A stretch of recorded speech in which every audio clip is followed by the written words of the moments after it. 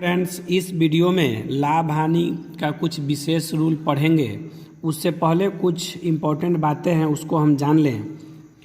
इस वीडियो में जो टाइप है उसमें क्रयमूल विक्रयमूल के बराबर होता है।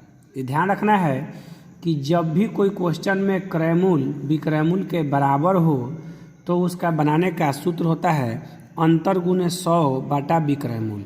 अंतर गुणे 100 बटा विक्रयमूल। अंतर जो है यह क्रयमूल और विक्रयमूल के बीच का है। जैसे 12 वस्तु का क्रयमूल 16 वस्तु के विक्रयमूल के बराबर है, तो यहाँ पे 12 वस्तु का क्रयमूल हुआ और 16 वस्तु का विक्रयमूल, तो इन दोनों के बीच का अंतर जो होगा वही यहाँ पे हम लिखेंगे अंतर। अब आगे इसमें ध्यान देना है कि विक्रयमूल यदि ज़्यादा रहता है तो हमेशा हानि होता है और कम रहता है तो लाभ होता है। जैसे क्वेश्चन में है कि 12 वस्तु का क्रयमूल 16 वस्तु के विक्रयमूल के बराबर है, यानी 16 वस्तु का विक्रयमूल हुआ, तो यहाँ विक्रयमूल ज़्यादा हो गया तो इस क्वेश्चन में हानि होगा, क्योंकि पूछा गया है कि 12 वस्तु का क्रयमूल 16 वस्तु के विक्रयमूल के बराबर हो तो प्रतिशत हानि होगा या लाभ। तो इसको क्लियर करने के लिए याद रखना है कि विक्रयमूल की संख्या ज़्यादा रहेगा तो हानि और कम रहेगा तो लाभ। क्वेश्चन नंबर 1 है, यदि 12 वस्तु का क्रयमूल 16 वस्तु के विक्रयमूल के बराबर हो तो इसका सूत्र था अंतर गुणे 100 और बटा था विक्रयमूल।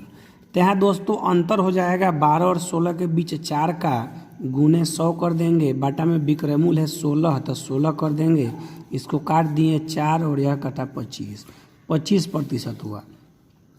इसके बाद सबसे इम्पोर्टेंट बात यह है कि यह चेक करना है कि यह 25% हानि हुआ कि लाभ। जब एग्जाम में इसका आंसर दिया रहेगा तो 25% लाभ भी होगा, 25% हानि भी दिया रहेगा। तो यह डिसीजन करना सबसे इम्पोर्टेंट है कि यहाँ लाभ होगा कि हानि। तो दोस्तों ध्यान देना है, हम बोले हैं कि विक्रयमूल जब ज़्यादा हो जाए तो हानि होता है, तो यहाँ जो है विक्रयमूल 16 जो है ज़्यादा है क्रयमूल के तुलना में, तो जब यह ज़्यादा है तो यह हो जाएगा हानि। ऐसे भी वस्तु के खरीद बिक्री में वस्तु हमेशा कम बेचने से फायदा होता है और ज़्यादा बेचने से घाटा होता है, तो यहाँ तो ज़्यादा वस्तु बेचे हैं तो घाटा हुआ हमको। क्वेश्चन नंबर 2 देखते हैं। यहाँ है 25 वस्तु का क्रयमूल 20 वस्तु के विक्रयमूल के बराबर है, तो यहाँ भी अंतर करेंगे तो 25 और 20 का अंतर हो गया 5 गुना हुआ 100 बाटा में विक्रयमूल, तो विक्रयमूल हुआ 20, तो यह कट जाएगा 4 बार में, 4 से 100 कटेगा 25 बार में, यहाँ भी 25% आया। फिर यहाँ हमको यह क्लियर करना है कि यह लाभ हुआ या हानि। तो देख रहे हैं कि 20 वस्तु है और यह 25 है, क्रयमूल का ज़्यादा है विक्रयमूल का कम है, तो हमेशा वस्तु जब भी बेचते हैं तो कम में फ़ायदा होता है। तो यह 25 से कम वस्तु बेचे हैं तो यह फ़ायदा हो गया, 20 ही बेचे हैं तो यह हो जाएगा लाभ।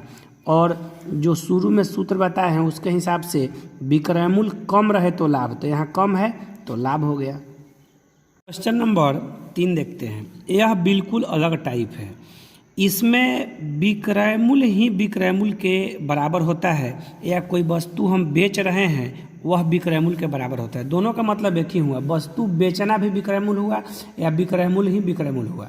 तो जब इस तरह का क्वेश्चन हो तो उसका बनाने का सूत्र होता है विक्रयमूल अंत वाला, यानी लास्ट जो विक्रयमूल होगा वह गुणे 100 बाटा में अंतर। अंतर जो होता है वह जोड़ के या घटा के, यह क्वेश्चन पर निर्भर करता है कि अंतर जो निकालेंगे जोड़ के निकालेंगे या घटा के निकालेंगे।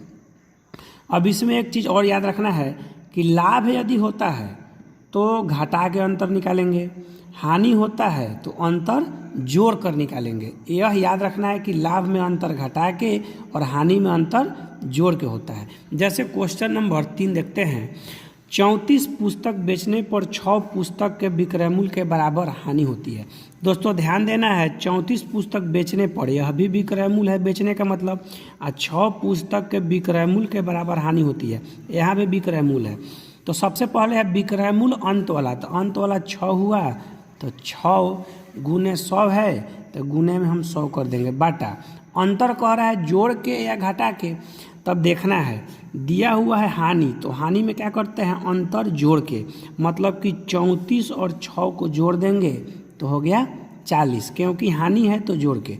अब इसको हम काट देंगे, 2 से काटेंगे 3 बार में, 2 से काटेंगे 20 बार में, 20 से 100 काटा 5 बार में, मतलब हुआ 5 तिहाई 15% का हानि, क्योंकि इसमें हानि लाभ दिया रहता है। क्वेश्चन नंबर 4 देखते हैं। क्वेश्चन नंबर 4 में है 120 वस्तु के बेचने से 30 वस्तु के विक्रय मूल्य के बराबर लाभ होता है, तो प्रतिशत लाभ ज्ञात करें। तो सूत्र है विक्रय मूल्य अंत वाला, तो अंत वाला 30 है, तो अंत वाला 30 पहले लिख दिए, गुना में 100 कर दिए, बाटा में है अंतर, जोड़ के या घटा के। तो सबसे पहले देख लेंगे, कह रहा है कि विक्रय मूल्य के बराबर लाभ होता है। जब लाभ दिया हुआ है तो लाभ में क्या करेंगे, घटाकर, मतलब 120 में 30 घटा देंगे तो बच जाएगा 90, और 30 से 90 कटेगा 3 बार में, 100 में 3 से भाग करेंगे तो 33.1/3% का लाभ होगा।